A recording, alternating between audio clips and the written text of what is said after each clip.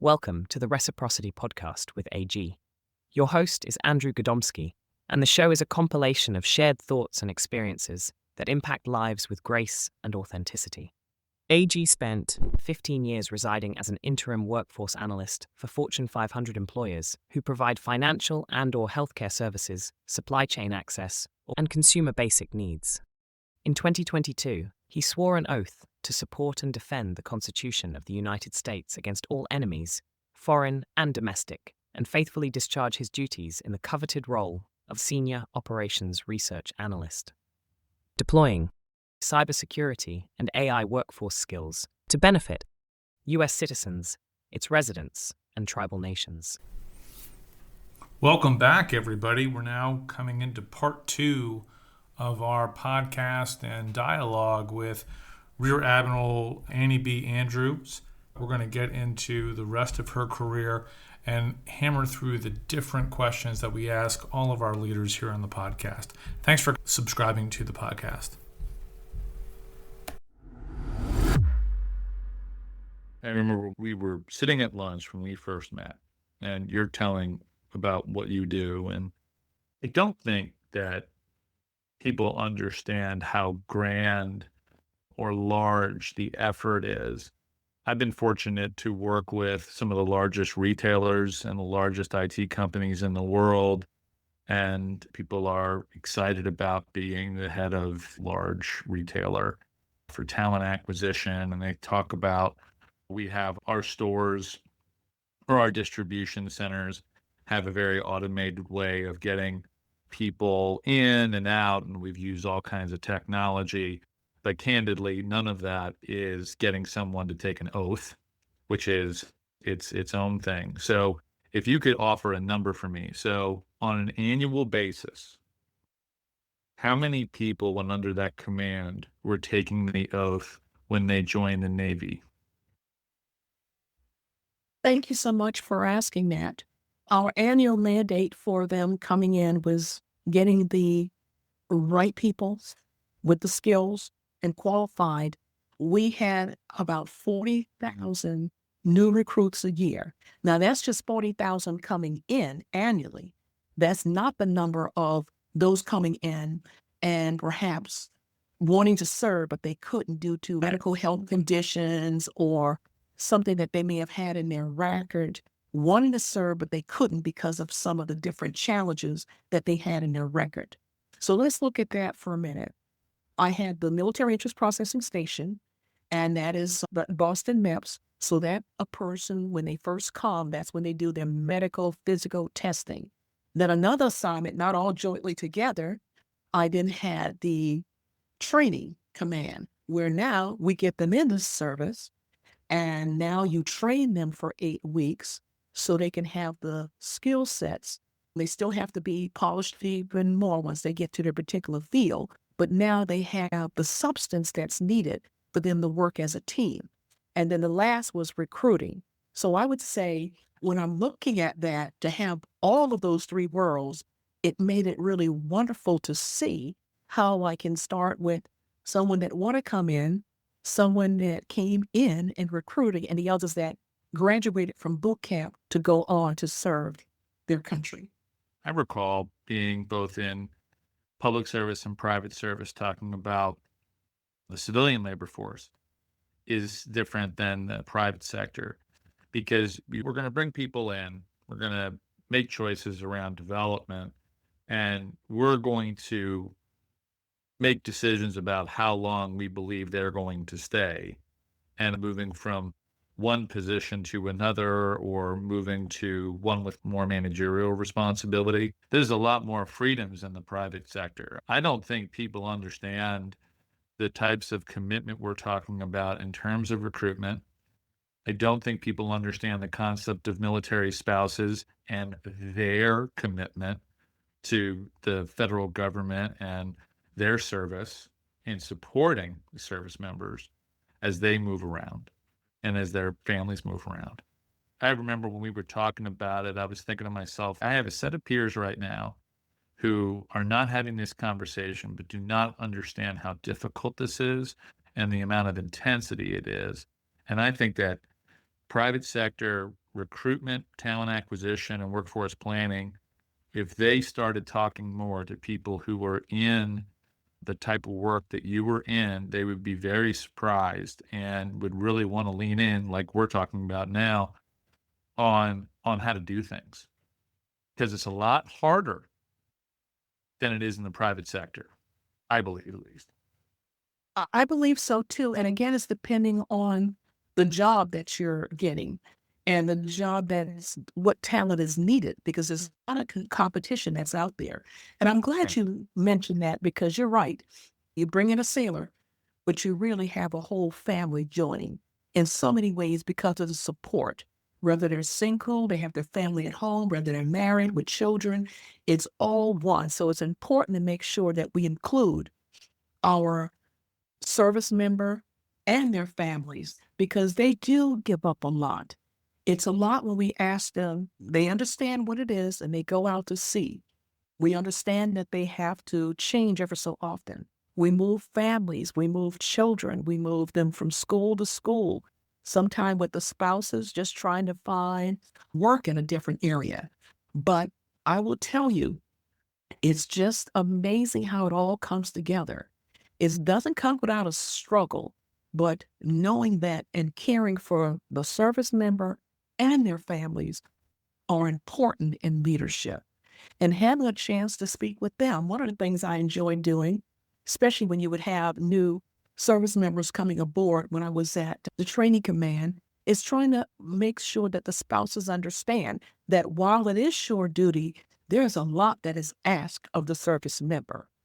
They have to be there because almost 24 hours in changing ships and things of the sort, because that's required when you're working and dealing with a lot of young people there, with their safety and discipline and all. Yes, it is important to serve the member, but serve their family and take care of them as well. Let's get into some of our questions. We've been talking quite about leadership, and I imagine that as you've gone through the different ranks or even working with the people who you recruited, that you've picked up a trait or technique from someone else, but then you executed it yourself to success. What was it? That's a great question. One of the most impactful techniques I've embraced is transformational and servant leadership. Now, I first observed it in action from a senior mentor early on in my career. And this was someone who led with heart, humility, and also relentless focus on lifting others. Now, I adopted this by mentoring junior sailors, empowering civilian teams, and even in coaching with executives. So in every setting, I've seen how authentic, service-driven leadership strengthens performance and morale, especially when stakes are high. That's fantastic. The whole concept, having the mentoring and having people that you can see and observe, so you ask and then Yes. understand the techniques, still creates the humanity of the workforce. I can ask Copilot and ChatGPT, okay, what about this? What should I do about that? But that's very different than asking a human, what are the experiences you've seen then on the ground? Artificial intelligence isn't going to tell what happened and how people felt about the reception of those techniques. So I love that you were able to pick that up early on in your career.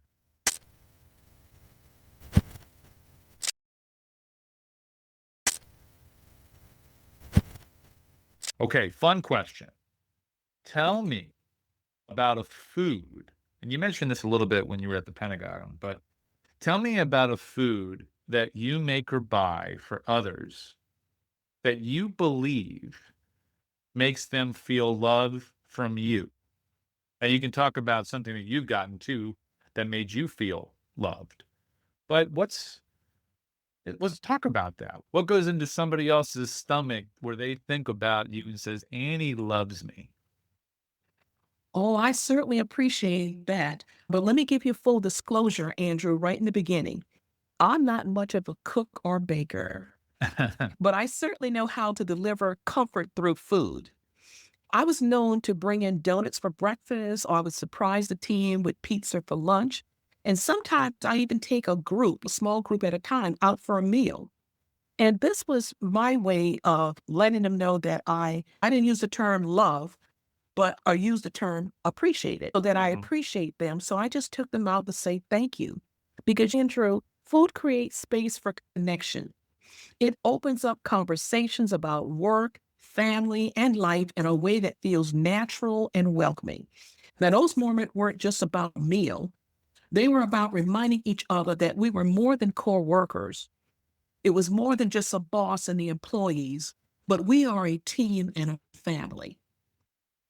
Yeah, that's excellent. And that is really what it's about. It's about the sitting down and having that time together. And it's even people have said to me, there's Andrew, when you've had these kinds of meals where I get people together, and I'm always good about when I have these larger dinners, I have a couple of empty seats that are around the table on purpose. So people can get up and move and have different conversations with different people rather than only with their neighbors. But the reason for having maybe a meal and having breaks or having food that you're sharing, like a pizza or like a box of donuts, is that you're all engaged in on the same topic initially. And it drives community. Just something as simple as, like you said, the donuts. It's not that you handed everybody a donut. Unless you did, but typically it's everybody was focused in on the fact that those were there and that the appreciation, they all saw it together. And I think that's something that I think talk about return to office. There's the we have to get together and collaborate. And I don't want to deny or accept whether or not that works or doesn't work. But what I will say is that when people are together and they see each other, there certainly is different opportunities to build community and appreciation if you versus the virtual concept. I think that there's no question on that.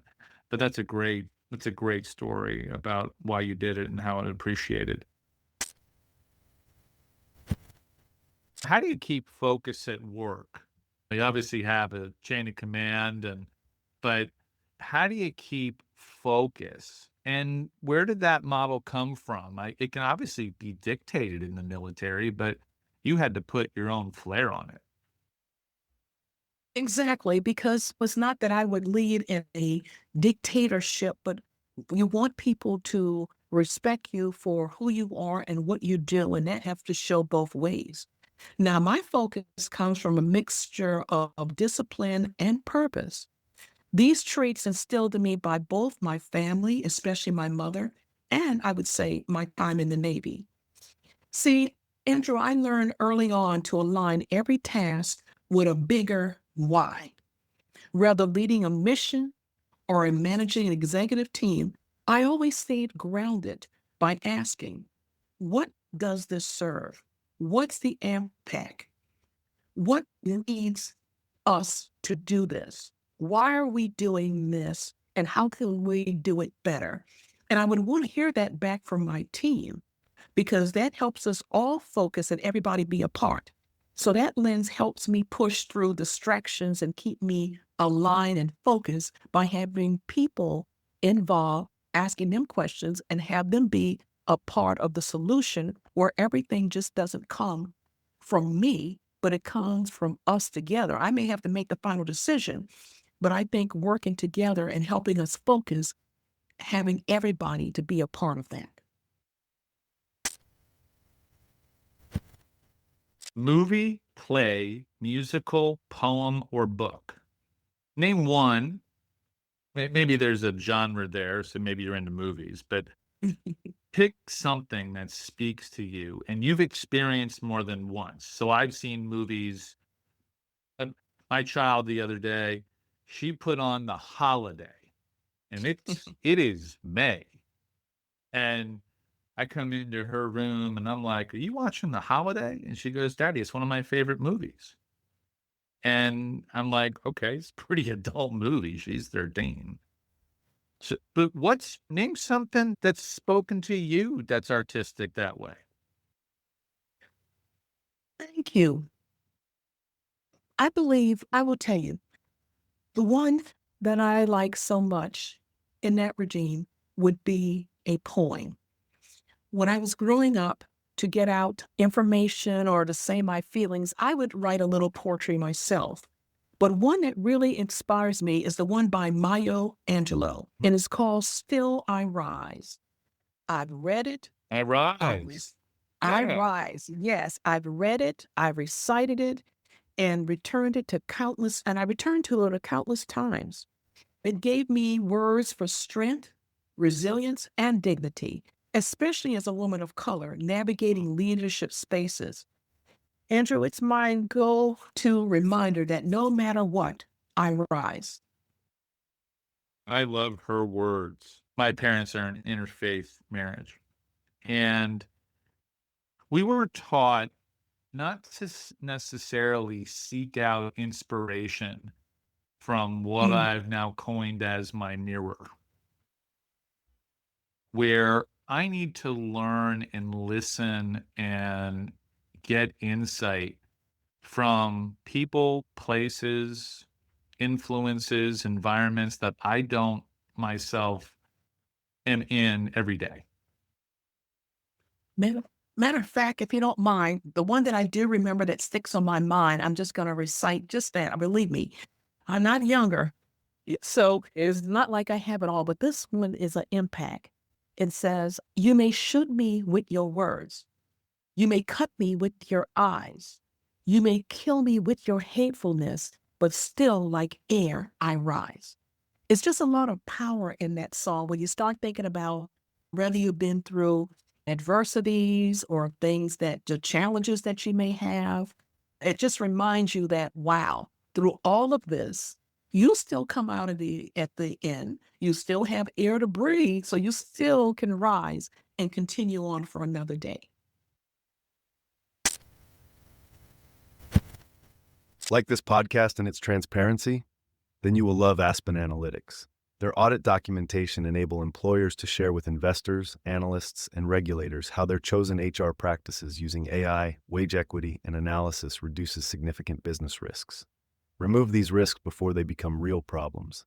Find out more at www.aspenanalytics.io. Sometimes we're in the position where we need to brief out on something that we are an expert on, and we have a very short time in order to prepare. It could be coming to this room, and as an operations research senior analyst, I had that happen to me a lot. Expert in the room, math, science person, okay, tell us the situation. I know you've been there too. How did you do that? That's an interesting question. And you're absolutely right. There are many times there's short-term things that you have to do. It's high stake. You got to be ready. I always say, be ready so you don't have to get ready. But sometimes that takes some discipline. So I approach things like a strategist. I listen like a coach and I perform like it's opening night. I take it in the environment quickly. I ask pointed questions. And I always try to make it a priority to help people feel seen and heard in those type things. And you don't need months to earn trust among people. You just need to show up prepared, authentic, and present, making sure that you have the response you can in a nutshell. And sometime when you have these short-term high stakes, you may not have all the answers at the time. But even if you have the 90%, knowing that you can always get back with them, but the 90% of the solution, I think has certainly helped me, then I always will follow up.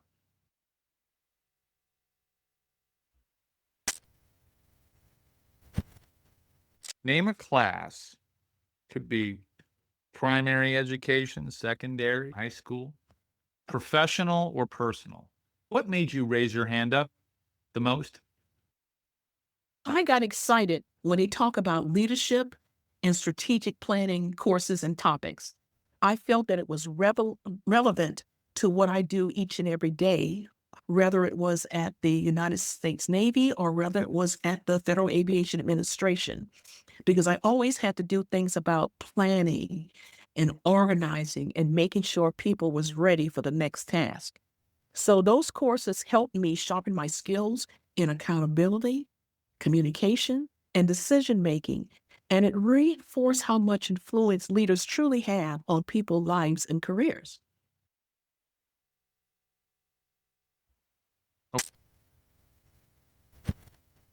How do you create community amongst a team?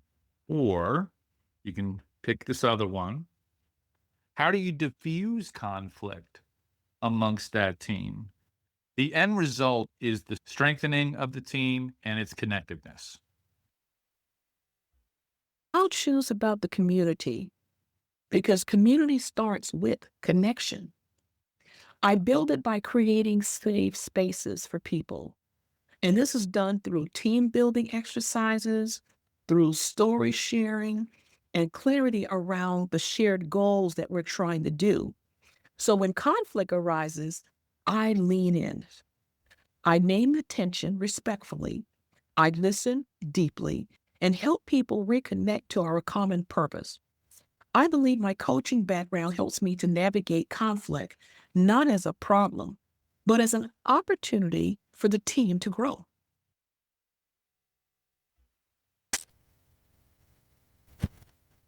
So what technology is going to be retired almost completely? And you can offer, if you'd like, how you think it's going to increase our humanity and how we respect each other human to human. Thinking about that one, I actually see impersonal systems like automated customer service and rigid paper-based workflows fading out. Hmm. As AI grows, we'll crave human connections even more.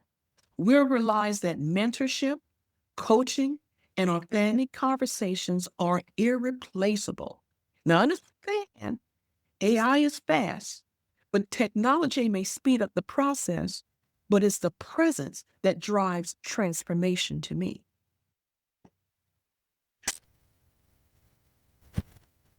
How have you helped another colleague who is struggling with what is commonly known as the work-life balance? Oh boy, I certainly have been asked that questions a lot of times. Giving it some thought, I will tell you the experience I had. I once told a high performing teammate, "You are not your inbox." In that way, I encourage her to delegate, take time off, and stop apologizing for needed space. I covered her when she stepped away. So therefore, this person was it's like being my XO. And once she was able to step away from it, she returned more grounded, focused, and grateful. So sometimes the best leadership is giving someone permission to breathe and giving them grace. And I know I found myself, Andrew, in those predicaments as well. You don't want to stop. You're in the office for 12, 15, 18 hours a day. But are you putting your best self forward? Not necessarily. So giving yourself time to breathe and knowing how I am, because I was no different than what she was, giving them and saying as a leader, you can breathe. You are not your inbox. You can turn off your cell phone. You don't have to answer immediately. Because I found myself doing that I would always respond to my bosses. I would answer right away. I would never look like the phone off or the text. But I learned not to do that with the people that work for me, because then they would expect the same thing, that they must want to answer. You know what I do? I still go ahead and put the questions. I type it up, but I don't send it. I don't send it at an awkward time at night. I do wait until in the morning, and I don't send it at 7 a.m. I wait at least until the work time, so when they come in, they can see it. And I think that makes a difference. And although these thoughts that I have or questions I have, if it's not an emergency, or very overly significant, it may come up on the weekend. That doesn't mean that I have to shoot the email out that weekend. I can wait till Monday morning. So I think that gives people a chance to breathe and it's respectful. I do that exact process for myself and for others. And I've been doing it for years. I try very hard to not take meetings early in the morning. I appreciate that I may talk with people in Asia occasionally, but I like having that time in the morning where I can swallow the frog, right? Get up, do my workout, and whatever's the hardest thing that I have to do, I'm going to do it first thing in the morning when I'm rested and well, and then I'm going to take my break. But it's 3, 4 o'clock, and I might have ideas. I might need to send something, but you know what? I don't need that person to respond to me. I know that they're on a different time zone, and the schedule send feature of Outlook or any other tool is a blessing for all. I got a message from a customer with an ask and I know the exact time, at 6:56 on a Friday evening. And they were on the Eastern time zone. Now, I'm not a cardiologist. I'm not a vascular surgeon. I am not a member of my local police force. So I don't know why it was that important to send something that was right in the middle of my dinner on Friday night. But I guarantee you that I wouldn't have sent an email at that time of day. Believe me, you would be and certainly expected and respected more by not doing that. I think people right. appreciate it, especially their families. If you were to create a music group, what type of music and what's your band name? Music. First of all, I love all kinds of music, spirituals, gospel, and classical music. They all were influenced at different parts of my life growing up. But if I was to create a music group, it would be more infused, inspirational soul that lifts spirits and tells stories of resilience. I probably would call it Resilient Forces. No, actually, Resilient Voices. Resilient Voices. And the vibe would be empowering and healing and purpose driven. And it would be music for people that are breaking barriers, people that are trying to find their voice, and those that are leading with purpose. It would be rhythm for the soul and fire for the heart. Wow. That gonna have to trademark that. It's a great music band name. What was your first job and what did you learn from it? And when I'm talking about your first job, it could have been delivering newspapers or doing weeding for in a neighborhood. For me, my first job was working at an amusement park making French fries. So what was your first job, and do you learn something that you use today from that first job? Wow, that's a great question. I will tell you, my first job was working at my grandmother's grocery store. I would help the customers pack their grocery bags. I would reach and get things off of the shelves. I would even help them carry things to their cars. So you're talking about, I'm probably 9, 10 years old at least. And I do remember the lesson I learned from my grandmother. Some people couldn't pay, and she'd offer them credit because sometimes they were not able to get their pay in time or they lived from paycheck. And it's like she never said no. She would always write it down or have them write it down. And then sometime they would come in when they get their paycheck, but they spent it on other bills and still couldn't pay. They may put $10 towards groceries. But when she offered them credit, I just thought, wow, will she ever get her money back? And I just know personally to this day, she have not, which again, that's a long time ago. But what I learned from this and what I carry with me is that this was with kindness and no judgment. She didn't judge them. She never said anything ill or anything at all. So that job taught me grace, empathy, and that every person and every task deserves respect and excellence. And it also taught me that we just don't know what people may be going through in their lives. And by us being more empathetic and giving with compassion, that it was helpful and they were certainly grateful.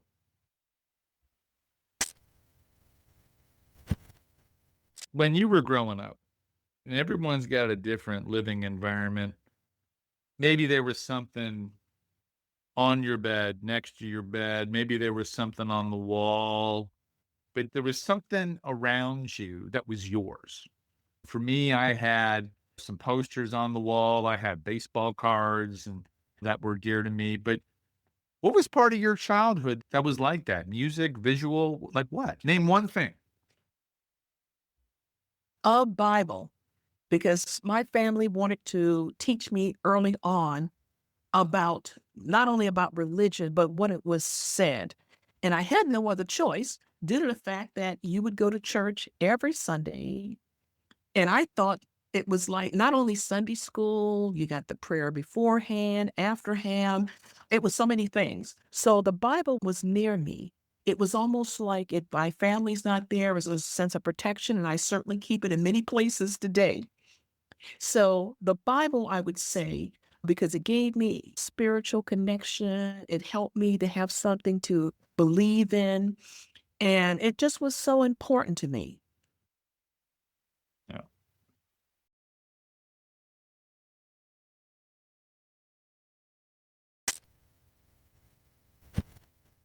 You spent a lot of time talking about your career earlier. So who was your best supervisor or colleague?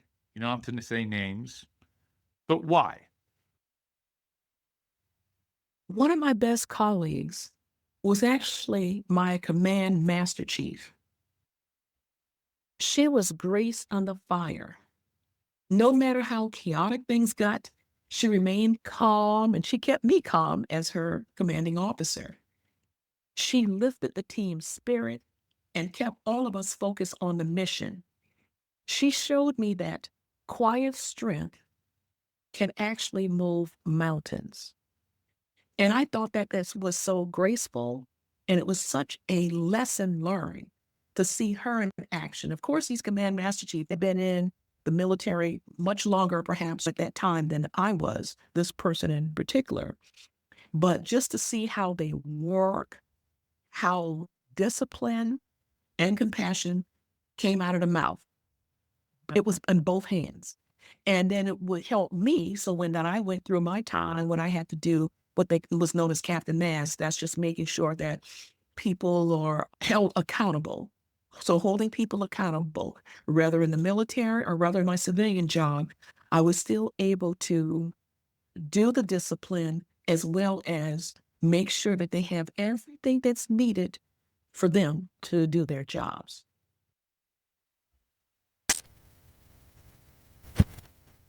You can't use your phone for a month. What would you substitute it with?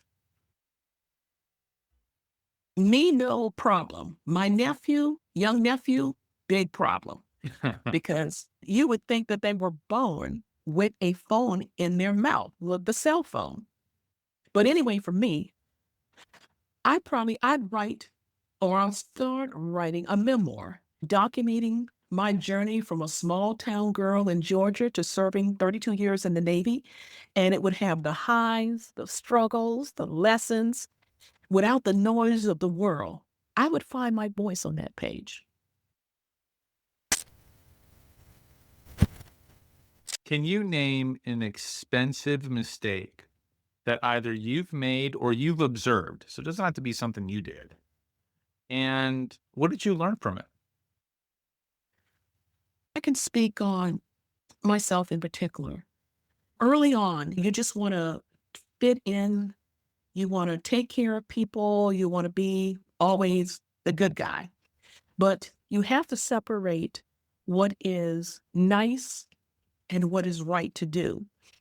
Early in my leadership journey, I'd hesitated to address a team member who was underperforming. I didn't want to seem harsh or come off that way, but the delay cost the team time, morale, and results. So I learned early on that avoiding hard conversation doesn't protect people, it hurts them.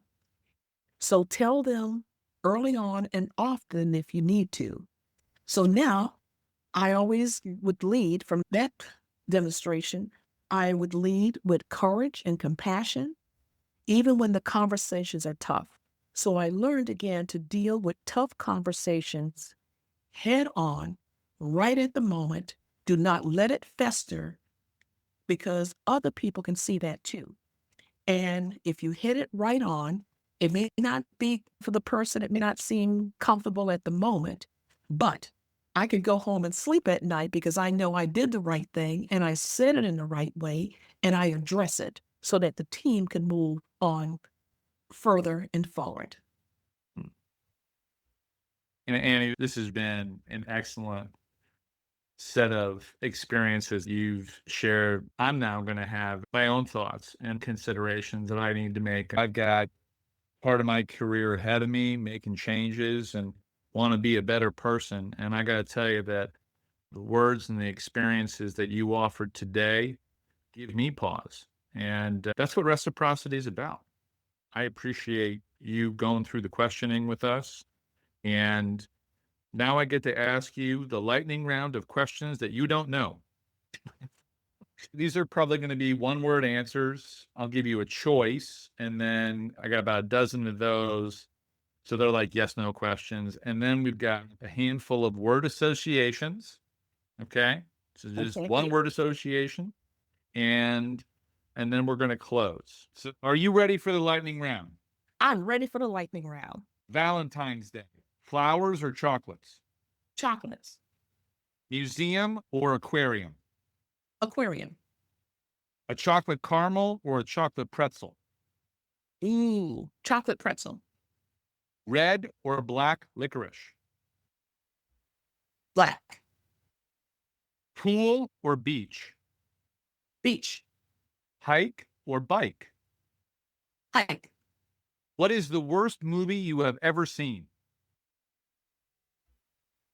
Oh my goodness. I can only think of good movies I've seen. My first movie. What was your first movie? Grease. John Travolta. I got you. Although my wife loves Grease too with Michelle Pfeiffer. I don't understand how that happened, but I think you watch that 3 times a year. I like the first one, the music and everything. And believe me, you'll see how old I am because they used to have that on those like a little floppy disk or something. Oh, it's embarrassing. They don't make those anymore. But that's the first one I bought. But yes, Grease with John Travolta and Olivia Newton-John. Yeah. John Travolta and Olivia Newton-John in Grease. Yeah. Can you go on speaker on your phone in public? Yes. Name your best vacation or trip ever. Paris. With a choice, you do cocktail, wine, or sparkling water. Mocktail. Have you faxed a document in the last 5 years? Ooh, no. Word associations, and then we're done. Okay. Disney. Walt. Race. Color. Boat. Ship. Journey. Imagination. Shoes. High heels. And that's it.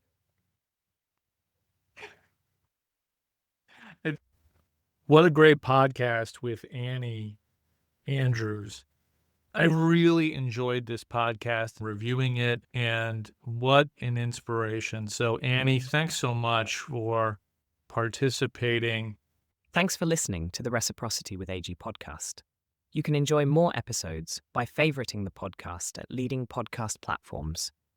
On behalf of Andrew Gadomski and all our guests, we enjoyed the time spent with you and ask you to consider reciprocating powerful learnings to and from all you meet.